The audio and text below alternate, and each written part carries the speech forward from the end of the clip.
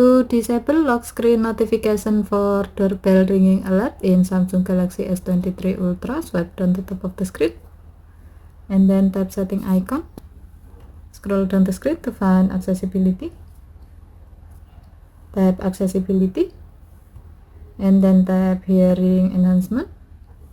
Tap sound notification and then tap open sound notification.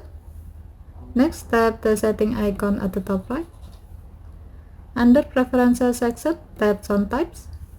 While the alert for sound notification is set to allow sound and vibration, tap notification categories.